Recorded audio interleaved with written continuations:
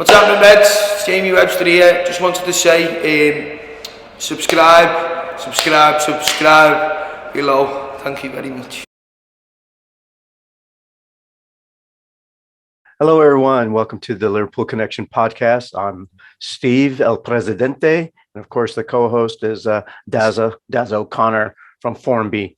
But before we get started, we want to just say thank you guys for supporting our podcast. And it's kind of comical to say, but please subscribe and like, and it really does help us. We're not making any money off this, but we really want to stoke our egos. So please do all those things that are normal to YouTube sites or podcasts, and we really appreciate it. So before we introduce our guest, just want to say again, thank you. Hope everybody's healthy, and what a great time to be a Red.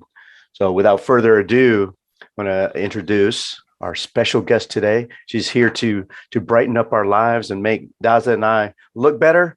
It's Kim Olthof from LFC the Netherlands. She leads that group over there. They're such a great group, and the author of Our LFC Tattoos Around the World. Welcome, Kim. Hi, everyone.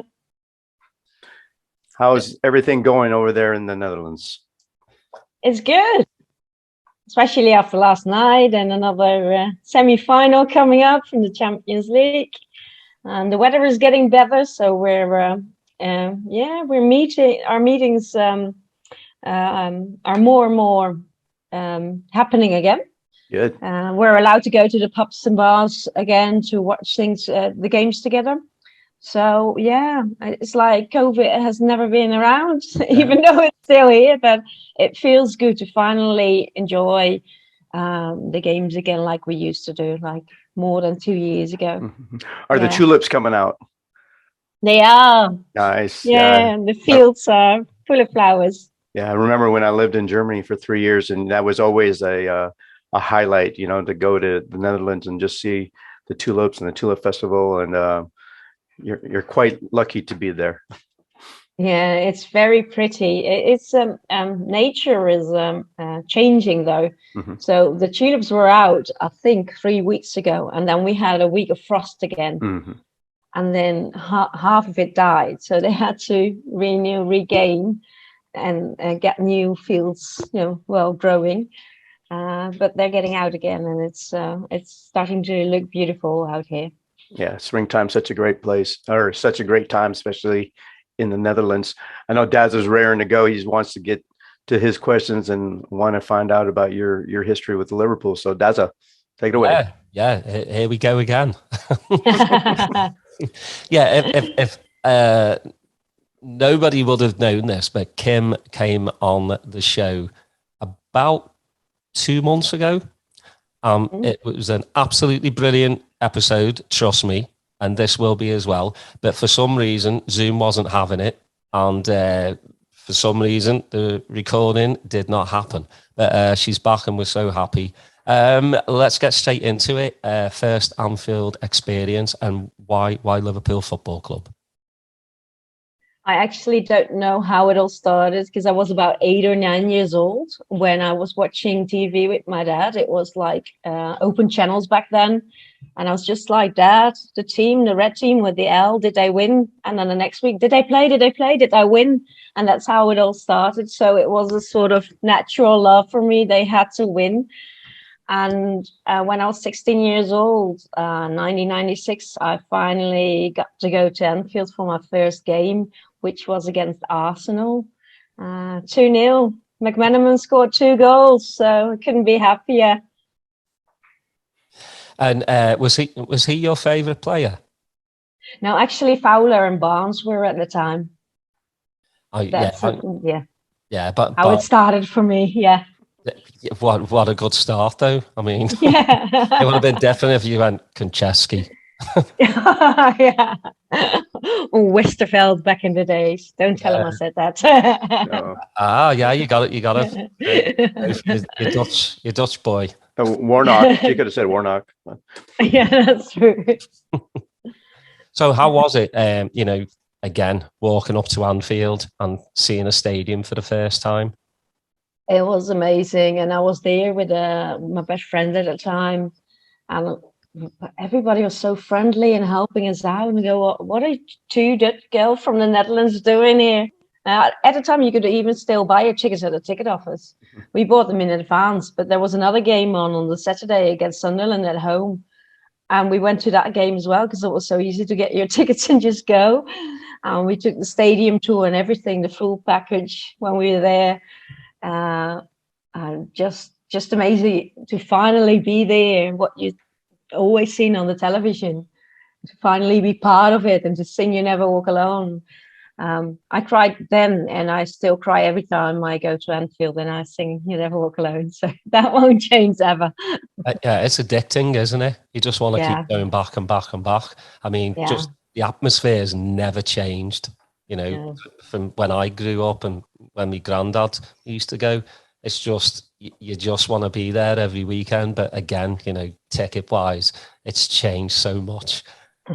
I miss going through the turnstiles, you know, where you just pay. Yeah. Now you gotta download it on your phone, and then I have a bunch of mates, you know, still having problems with it because for some reason it works on an iPhone, but on an Android it's tricky. Yeah. You know, yeah. Especially if you're from outside the UK. Yeah. If you have an Android phone, it can cause so many troubles. Yeah, exactly. You want to just on the yeah. With our fan club, when we travel in groups, there's always 2 or 3 of us where it works and others don't, and then we just use one phone for all them tickets because otherwise it's a nightmare. Yeah. So give me paper tickets and I'll be happier. Technology. Yeah. You love it and you hate it, you know. Yeah, and with the paper tickets as well, you actually have something to take home, and you have all the memories on your tickets. So whenever you see your tickets again, I do have to say, our mate Glenn, he went to Liverpool, Barcelona. He had a paper ticket, but his mate put it in his back pocket, and somebody nicked it. Yeah. So he had to watch the game in a cafe or a pub. So sorry about spreading your story, Glenn, but never, ever let anybody take your ticket. You put that in your hand, you staple it to your hand, but never, ever put a ticket in your back pocket. Oh, no. I'll never let him live that down. I won't. No. Because it took him forever to get there as well. You know, he went from here, because he lives over here as well. So he went from here to England, and England to somewhere else, and then finally got to Barcelona. Yeah.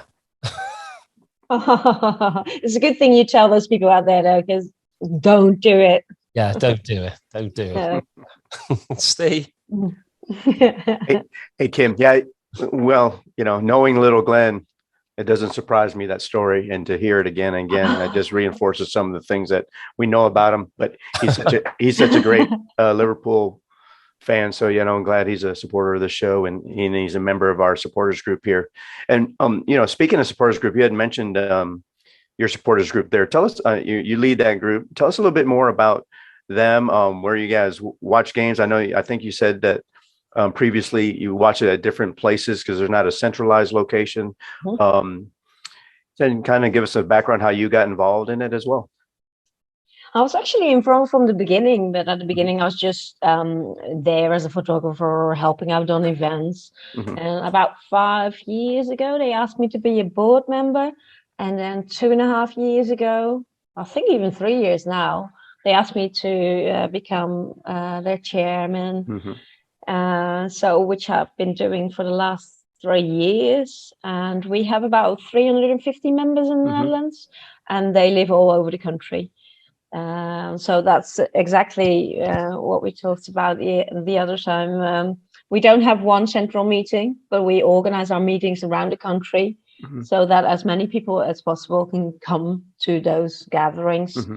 We had one last week against City. I think all of the OLCs had one, because I saw so many amazing pictures from all over the world where there was meetings, and we had one as well in Amsterdam last week. And we'll organize one again for the last game of the season, and if there's any finals, we'll organize some extra ones, and then we'll see where we can we can organize them to get as many people involved as we can. It's always funny, those, like you said, a lot of people had meetings this last game. I thought about it for half a second, and then I was like, no, I'm going to do this a different way. There's too many moving parts, because, we have a centralized pub that we all go to get people in and out, and like who's going to be allowed in. And I was like, that's okay. We'll have a meeting another time. So you guys also organize trips over to Anfield, right? From the Netherlands. Yeah, we had one against West Ham where we took 22 of our members to the game, and it was for our 20th anniversary. Oh, nice. Because we actually exist 20 years this year, and we wanted to do something special. So we asked Liverpool if for this one occasion we could take more of our members to one game together. So we were there for the whole weekend with 22 in total, and it was a blast. We had such an amazing time together. And for most of them, for some of them, it was even their first time to Anfield, so that was incredible. But for most of them, it was the first time back after all the COVID period and everything. So you could just tell that everybody in his or own way just enjoyed it so much. It was amazing. Yeah. All right, let's get into the book, because I know I've read this book and I'm trying to get this where people could see. But tell us how the idea came about. I know that you are a walking billboard for Liverpool as well. Tell us about some of your tattoos, and we're just interested in hearing about your book and try to spread the word of so other people can order it. Yeah, well, I'm one of those that is very interested in all the Liverpool tattoos that are around. Because you see so many people who have them, there's a story behind them all. It's not just, well, I've got the Never Walk Alone and the Champions League, and I've got one on my back, and full words of You Never Walk Alone actually all over my legs. But the stories behind it are worth so much more than just what you see on people's bodies. Also because it's anywhere in the world. People in India, in Nepal, in South Africa, in Australia, in America, somehow they use their tattoos to express their love for Liverpool, but also to tell us some other stories about their backgrounds, about how they grew up, or the experiences they had in life that that made them who they are today. And I actually asked other board members of other fan clubs if there was a book about tattoos, and they were just like, no, I don't think there is. They don't think there is. And then they challenged me, and they said, well, you sound like the perfect person. Why don't you write one? And we were joking around about it, actually. And I said, okay, if I'm going to do this, you need to help me with the stories from all of your LFCs. And then just, I don't know, but the next week I got these stories in from all over the world. And I was amazed with what people told me, what they trusted me with their very personal stories. Some you can laugh about, others are really, really emotional stories. But they just kept coming in. So within 3 months, I had 75 stories from all over the world. And I just had to go through with it. For these people, for myself, because I mean, I feel honored that they were sharing these stories with me. So I found a publisher who was just as keen on it as everybody else was, and we put it together, and it's here. It is Yeah. here, and you're even able to get Alan Kennedy to do the foreword, and he doesn't have any tattoos, but we got to talk him into getting one, especially if this season ends up to be the epic season that we all want it to be. So how did you get him involved into doing the foreword? I actually got to know him a few years ago, and he's always so passionate about Liverpool. And I just spoke to him about my book and what I was doing. And he was so happy for me, but he also understood what the book was about. And which you can see in the forward as well, and what the way he talks about it, he hits the nail on the head with his words. He understands the passion of the Liverpool fans and what they try to express with it. He sees it as the way he felt when playing for Liverpool. That's the feeling that he thinks that all of the people in the book have when they get their tattoos and talk about Liverpool. You know, it's funny that John Aldridge finally in later in his how do I say this nicely? Being older, he gets a tattoo, right? And it's part of your book. And that had to be kind of fun for him to be included in this really that's made up from a bunch of supporters around the world. Yeah, he was very excited to take part. I gave him the book last year, December. We were actually at a dinner where he attended and we didn't know.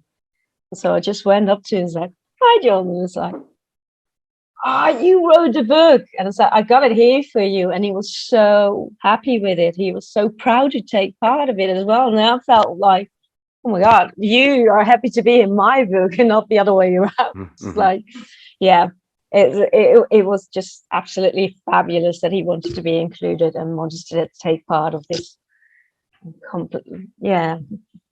book of stories from everybody.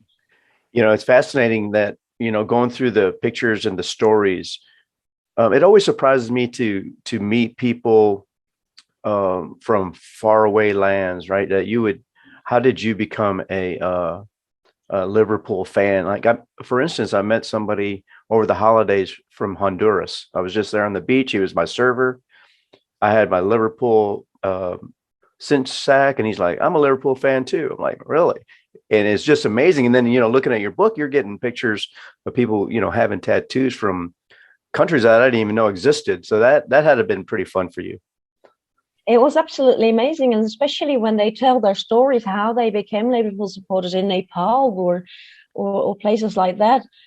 And all they wish for, their next wish, because they already wear the tattoos, they show their passion. But they've never been to Anfield. Mm-hmm. They've never been to the UK. They haven't had the opportunity yet. And they talk about that as well. Their biggest dreams are to once visit Anfield.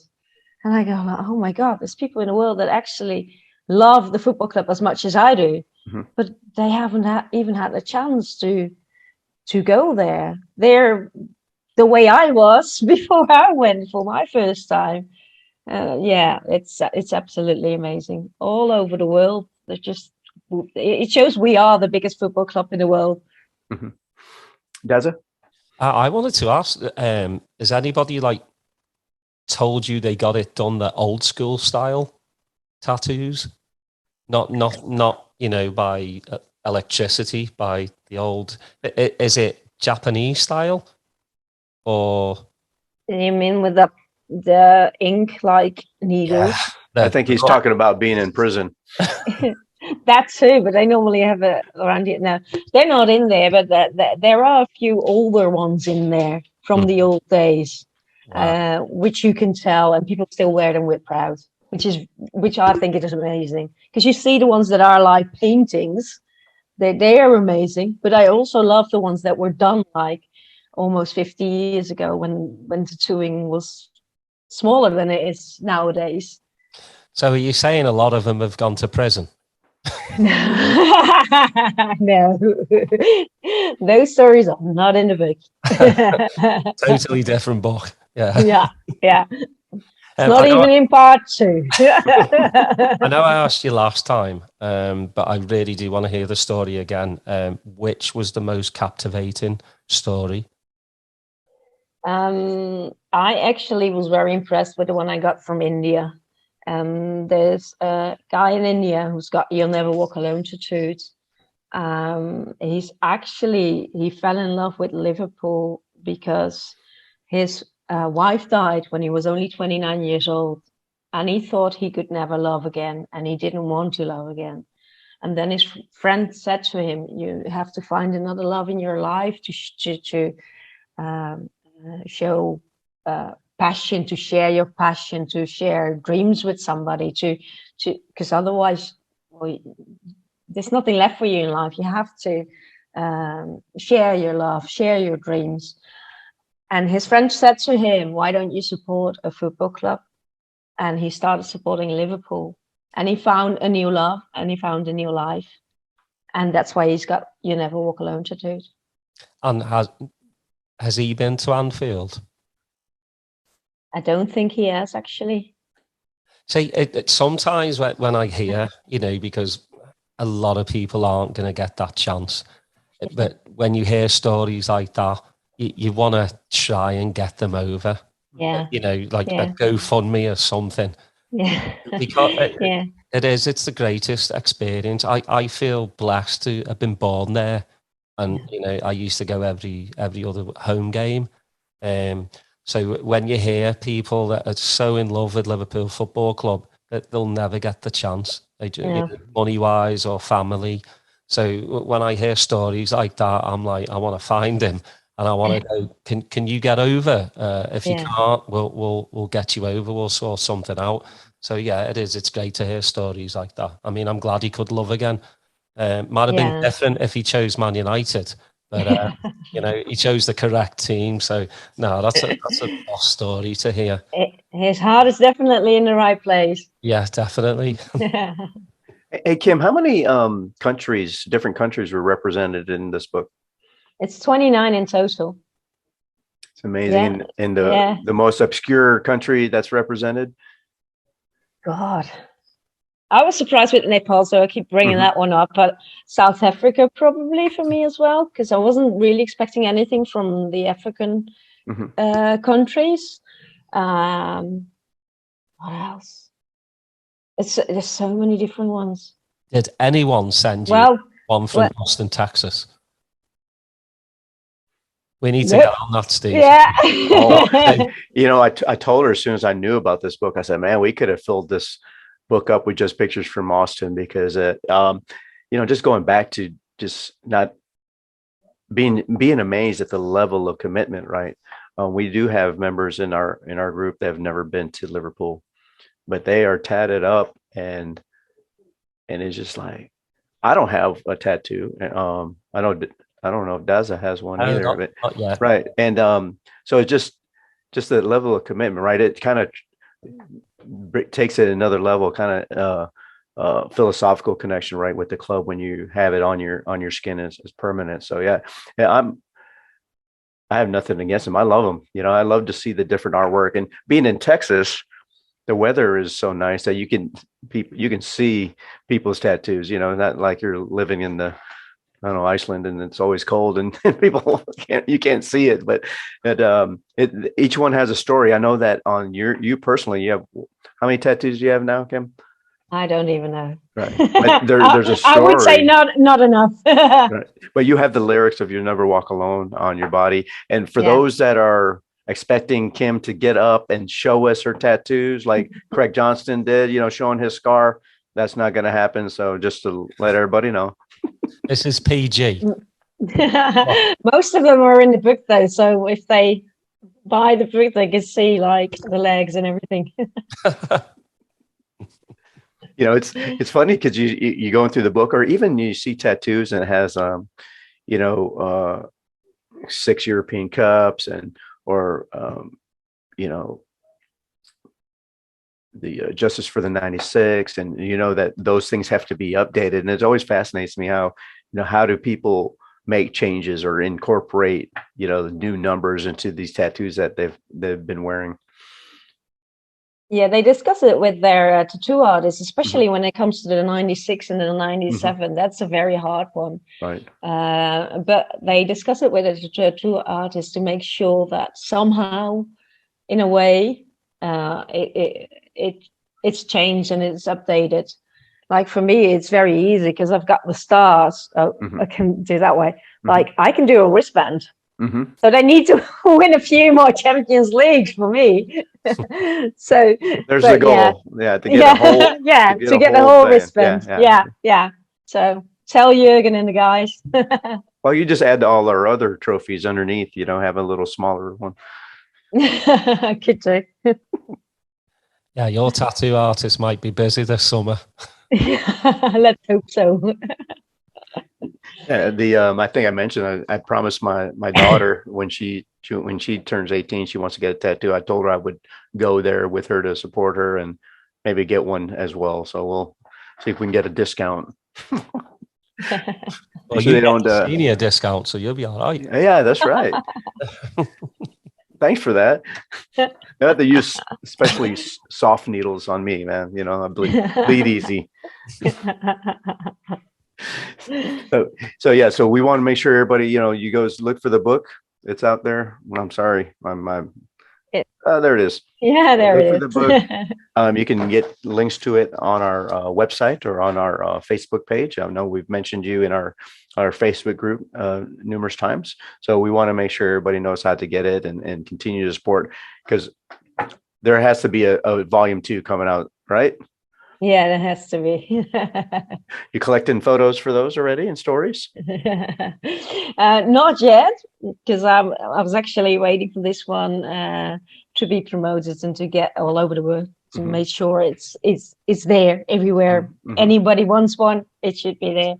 But I've had people actually writing me already saying, I didn't know about the first book. These are my tattoos, like Right. Facebook messengers, things like, if you're doing a second one, please make sure I'm in it. So that was a very good response. Yeah, we could probably fill that book up with just Mike Harrell and Brandon Bailey. Those two, between those two, they could probably fill 75 pages of a tattoo book. And there's a few more players like Hendo or something who's got so if there's going to be a second one, he needs to be included as well. And I'm sure the Greek Scouser will be getting one as well. Man, I love that man. He's brilliant. Me too. Yeah, he's amazing. Got the 2 best left backs in the world. Yeah, exactly. Yeah. He actually played in Holland for a while as well. Chimikas. He played for Willem II. Nobody knows about it, but he actually did for about a year. I think he came over from Olympiacos for a year and then went back. So we always say, well, he lived around the corner from us. That's where he got his craziness. He is a little off, but it's funny how he in a good way. Yeah, it is. Yeah.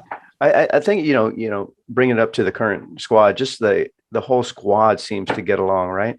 The new players that they've brought in with Diaz, he seems to, not just on the pitch, but with the team, has just integrated himself. Obviously, Simica seems to be the jokester.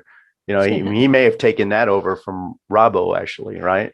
So, but it's just the whole chemistry of when you see them train together, they're always laughing and smiling, and obviously we're biased, so we don't see the training of other teams, but I can't imagine that like a city has that type of camaraderie, right?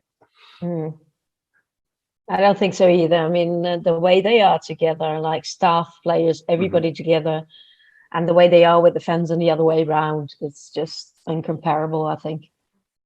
Yeah, it's great that Klopp's got a new chance. At first, I thought it was a bit cheesy. I did, I'm a massive Beatles fan. But at first, I was like, oh, it's just about 10 drunk Scousers came up with it in Portugal. But it's caught on, and hearing the cops sing it, it's just boss. I just loved it. So yeah, I'm on the bandwagon now. I'm too. It's a lot easier than Yota's song was to start with. I had to practice that one like for a week or so, and this one is just like, sing along, it's fine. Yeah, we got the greatest chance in the world. I wouldn't be surprised in about a couple of weeks some other team will take it and run with it and take their own, because that's what happens with Liverpool chants. People like to steal from us, But yeah, it's just great. I'm sure Jurgen's having a good chuckle at that as well. He deserves it. He deserves. I'm glad Tsimikas finally got his chance as well. That again, another drunk Scouser. Yeah, drinking and chants work really well. Hey Kim, as we wind down our podcast, obviously Firmino is your favorite player. So what gravitates you to him among all the players that are on the squad? he's just a very hardworking player, and he puts the team for himself. Mm-hmm. And whatever role he gets, and whatever he's been given, what tasks to do he's been given, he does it brilliantly. And he doesn't always shine like you see, but he works the hardest, and the passes that he gives are so important. And well, I just that's why I love him to bits for all these years that he's been with the team now. Yeah. It seems like he was written off, even like if you remember back to the Club World Cup, he was instrumental in us winning the semifinals and in the final itself. But I remember leading up to that game, people were like, he wasn't, starting regularly. He was hurt, but he's a big time player, and and the spacing he creates for the other forwards just to be able to do what they want to do. And yeah, I think he's so unique that just goals and assists don't really sum up how he means to the team overall. No, exactly. Yeah. Well, I want to say, if anybody travels across to the Netherlands, please give Kim a message and say you'll be there, and I'm sure she can point you to the where you are in Holland, to the nearest Liverpool pub.